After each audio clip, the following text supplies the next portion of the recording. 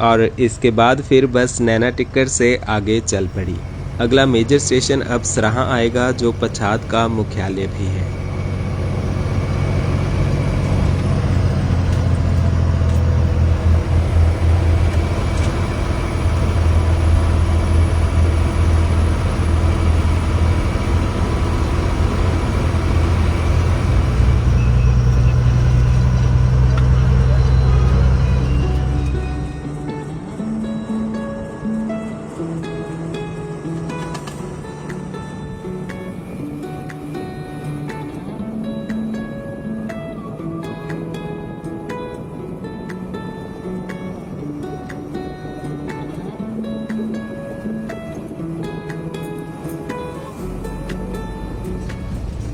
बीच में यहाँ कई छोटे छोटे गांव हैं और हमारी बस में यहाँ से चढ़ने और उतरने वाली कई सवारियाँ भी हैं।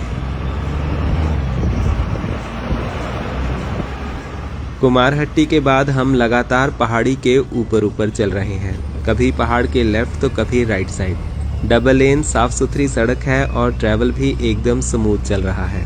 संजीव भाई कहते कि रोड पर बस को थोड़ा भगा लो तो लोगों को उल्टियाँ आने लगती हैं और बस में गंदगी उन्हें बिल्कुल पसंद नहीं है। यहाँ से राइट साइड पहाड़ी के ऊपर भूरेश्वर महादेव का मंदिर है, वहाँ के लिए सड़क भी है और ट्रैक करके भी पहुँचा जा सकता है।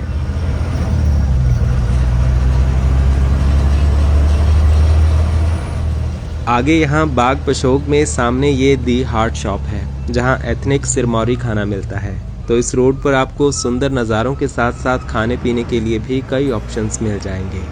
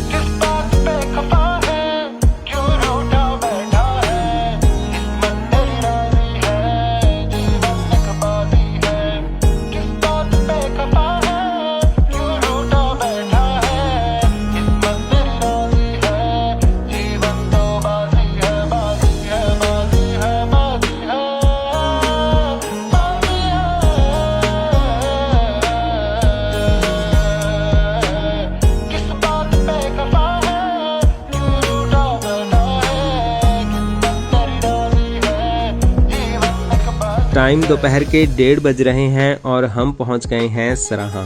जैसा कि हमने बताया कि सराहां पच्छाद क्षेत्र का मुख्यालय है और ये है भी एक खूबसूरत कस्बा।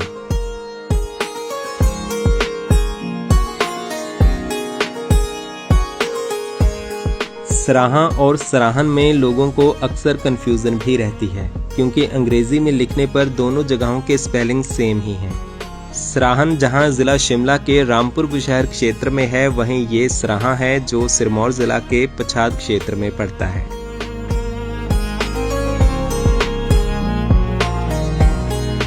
सराहां शिवालिक की पहाड़ियों में ऊंचाई पर बसा हुआ है। यहाँ से चूड़धार शिखर और निचली तरफ हरियाणा के मैदान भी दिखाई देते हैं।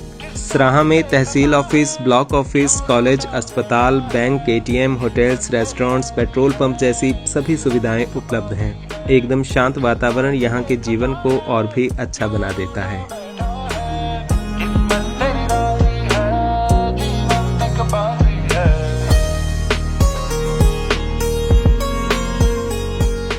इधर ये सराहां का बस स्टैंड है, लेकिन हमारी बस यहाँ बाहर से ही निकल जाएगी। सराहां से सोलन शिमला या नाहन देहरादून लाइन की बसें तो मिल जाती हैं, लेकिन चंडीगढ़ या दिल्ली के लिए यहाँ से सीधी बस उपलब्ध नहीं है।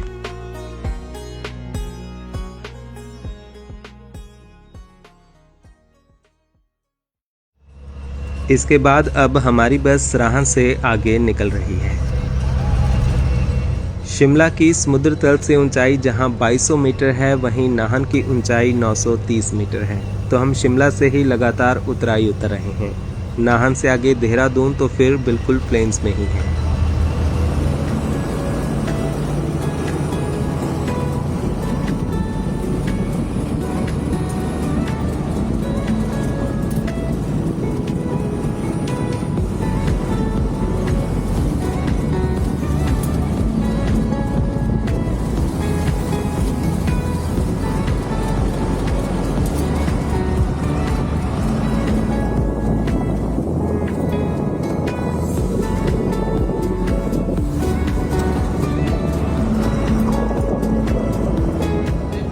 आगे ये आ गया लवासा चौकी, जहां से राइट साइड पिंजौर, पंचकुला और चंडीगढ़ की तरफ रास्ता निकलता है।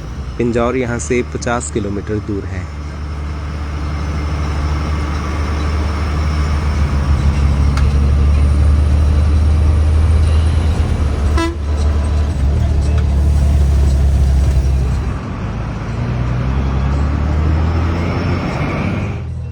ये नेशनल हाईवे 907A नाहन दोसड़का में NH 7 से शुरू होता है और कुमारहट्टी में NH 5 पर खत्म होता है। इस तरह ये दोनों मेजर नेशनल हाईवेज NH 7 और 5 को कनेक्ट करता है और नाहन, सराहां, नैना टिक्कर और आसपास बसे सैकड़ों गांव के लिए अच्छी कनेक्टिविटी भी देता है।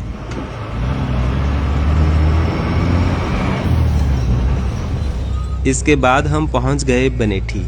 बनेठी गांव यहां से ऊपर की तरफ है और इस तरफ की भी हमने एक वीडियो आपको पहले दिखाई है और आगे से ये उस रूट की बस भी आ गई जिसमें हमने वो वीडियो बनाई थी। अपनी सिरमौर दर्शन सीरीज में हम इस बस से नाहन से बड़ू साहिब तक गए थे।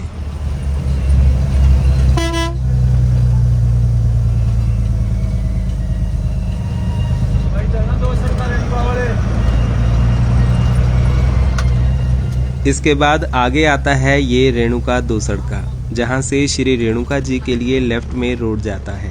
रेणुका जी यहां से 28 किलोमीटर दूर है और यही रास्ता ददाहू, संगड़ा और हरिपुर धार की तरफ भी जाता है। हमारी बस में यहां उतरने वाली कई सवारियां हैं। रेणुका जी में अंतर्राष्ट्रीय स्तर का मेला भी होता है जो अभी हाल ही में संपन्न हुआ है।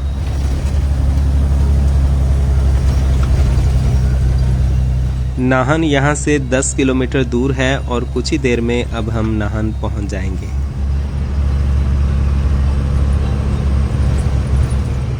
दो 2:40 हो गए हैं और अब हम नाहन शहर में एंटर हो चुके हैं। नाहन जिला सिरमौर का हेडक्वार्टर है और ये एक ऐतिहासिक शहर भी है। नाहन की स्थापना 1621 में राजा करम प्रकाश द्वारा की गई थी। ये लंबे समय तक सिरमौर रियासत की राजधानी रहा। यहाँ राजमहल, पुराने मंदिर और कई ऐतिहासिक भवन मौजूद हैं।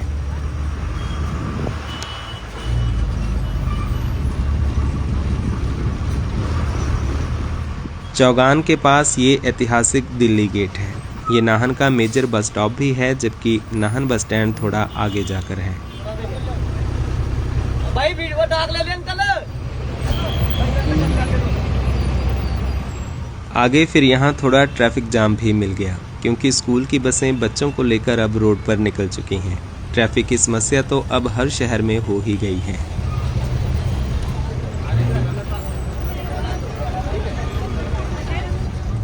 देहरादून के लिए यहाँ से सीधा रोड है, लेकिन हमें पहले राइट में नाहन बस स्टैंड जाना है।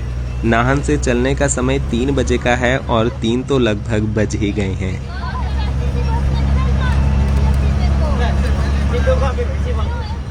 ये आ गया नाहन बस स्टैंड। यहाँ सवारियाँ उतार और चढ़ाकर जल्दी ही हम आगे के सफ़र पर रवाना हो जाएंगे।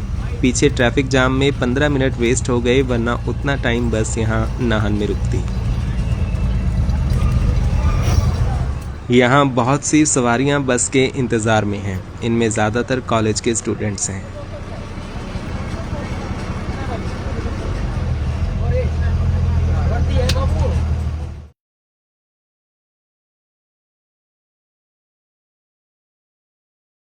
और 3:05 पर हमारी बस नाहन से आगे चल पड़ी।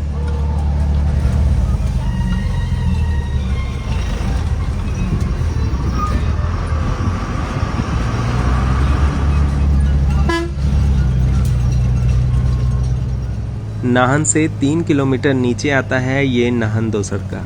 यहाँ हम NH 7 पर पहुँच जाएंगे। NH 907 यहाँ पर ख़त्म हो जाता है। दो सड़का से एक तरफ चंडीगढ़ या अंबाला की तरफ और दूसरा रास्ता देहरादून की तरफ निकल जाता है। नाहन थोड़ा ऊंचाई पर है और आगे पांवटा साहिब और देहरादून प्लेन्स में है, तो हमें और उतराई उतरते हुए जाना है। आगे ये मारकंडा नदी आती है। यहाँ नए पुल का निर्माण चल रहा है। मारकंडा नदी का धार्मिक महत्व भी है और ये नदी सिरमौर जिला से शुरू होकर आगे हरियाणा में इस्माइलाबाद के पास घग्गर नदी में मिल जाती है।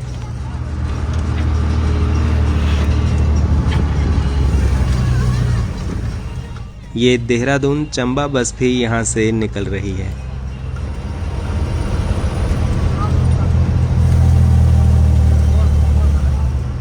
ये NH 07 देश का मेजर नेशनल हाईवे है, जो पंजाब में फाजिल्का के पास सुलेमान की पाकिस्तान बॉर्डर से शुरू होकर उत्तराखंड में माणा तिब्बत बॉर्डर तक है। चंडीगढ़ से देहरादून जाने के लिए भी ये मुख्य रास्ता है। अभी ये स्ट्रेच डबल लेन ही है, लेकिन इसे 4 लेन करने का काम शुरू होने वाला है।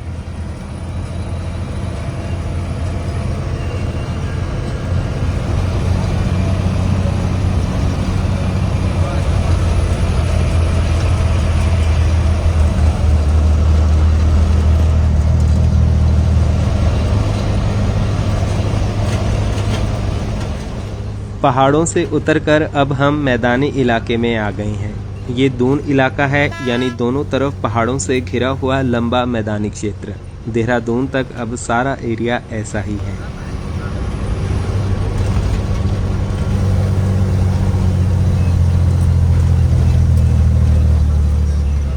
अब बस प्लेन्स में पहुंच गई है तो स्पीड भी बढ़ गई है। ये बस शिमला देहरादून और शिमला हरिद्वार रूट्स पर रूटीन में चलती है। ये बस पहाड़ी रास्तों पर 12.5 लाख किलोमीटर चल चुकी है और अभी भी अच्छी कंडीशन में है।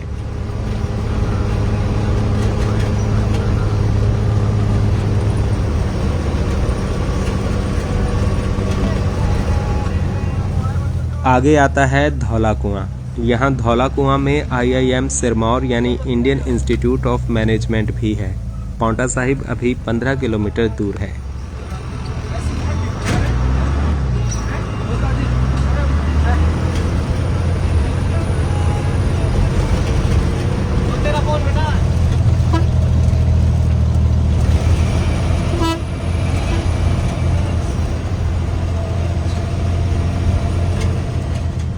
अब हम पहुंच गए हैं बाटा पुल पांवटा साहिब। यहाँ से राइट साइड यमुना नगर तो लेफ्ट साइड देहरादून के लिए रोड है। ये है पांवटा साहिब का एंट्री गेट, जो गुरु गोबिंद सिंह का यादगारी गेट है। और आगे है बाटा नदी पर बना पुल। बाटा नदी भी सिरमौर से शुरू होकर आगे यमुना में मिल जाती है। और 4:15 बजे हमारी बस पहुंच गई गुरु की नगरी पांवटा साहिब। अभी यहाँ बस ज़्यादा देर ना रुककर आगे देहरादून के लिए निकल जाएगी। पांवटा साहिब से हमारी बस में कई सवारियां चढ़ी। पांवटा साहिब से देहरादून, यमुनानगर, चंडीगढ़ और गिरी पार्क क्षेत्र में जाने के लिए रेगुलर बसें मिल जाती हैं।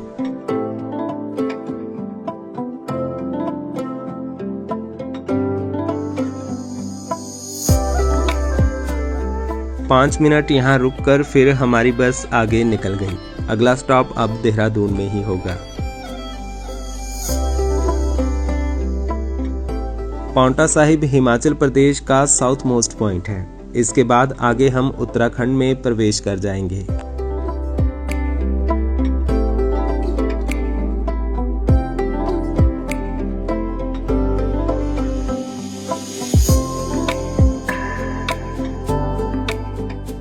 पांवटा साहिब विख्यात है यहाँ स्थित सिख गुरुद्वारा साहिब के लिए, जो श्री गुरु गोबिंद सिंह पातशाही 10वीं को समर्पित है। श्री गुरु गोबिंद सिंह जी ने अपने जीवन काल का एक लंबा समय यहाँ पांवटा साहिब में बिताया।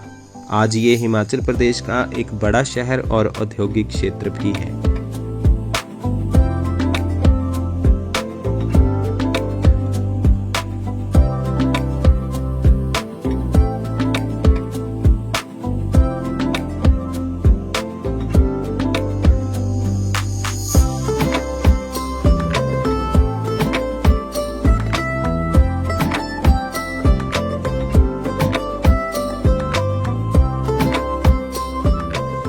आगे ये यमुना नदी है और इसे पार करके अब हम उत्तराखंड में पहुंच जाएंगे।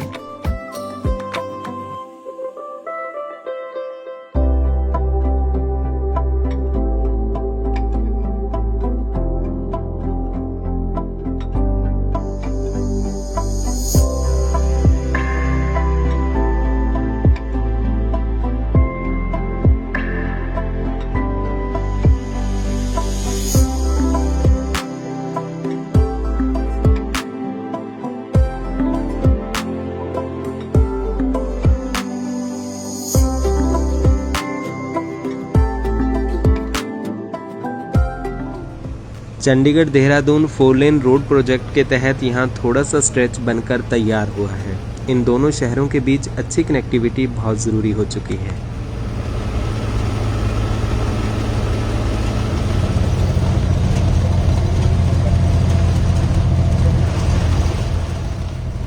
आगे ये चौक आता है जहाँ से राइट साइड सहारनपुर और लेफ्ट साइड हर्बर्टपुर है। हमारी बस भी हर्बर्टपुर से होते हुए जाएगी, तो यहाँ से लेफ्ट मुड़ना है।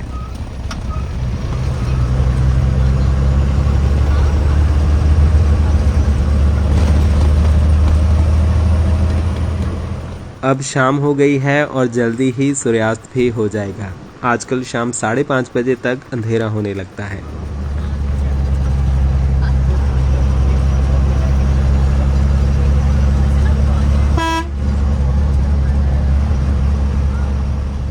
हर्बर्टपुर से एक सड़क आगे चक्राता, बड़कोट और यमुनोत्री की तरफ निकलती है। टूरिज्म पॉइंट ऑफ व्यू से वो क्षेत्र भी काफी सुंदर है।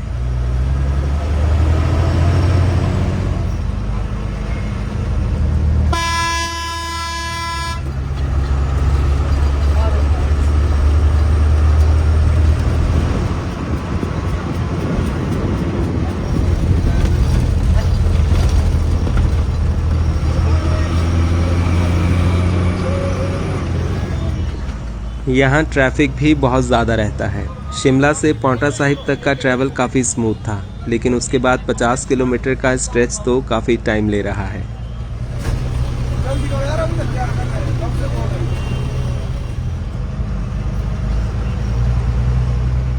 फिर शाम 6 बजे हमारी बस पहुँच गई देहरादून बस स्टैंड। शाम के समय तो यहाँ ट्रैफिक की स्थिति विकराल हो जाती है।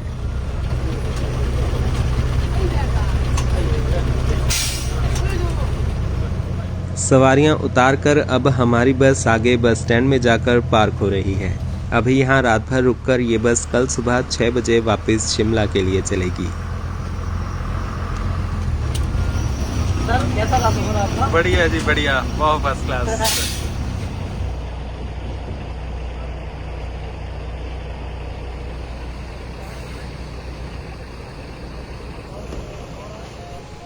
इधर ये नाहन डिपो की हिमधारा बस है, जो अभी देहरादून से शिमला वाया चंडीगढ़ रूट पर जाएगी। इस बस के ड्राइवर ने भी इसे बहुत अच्छे से सजाया हुआ है।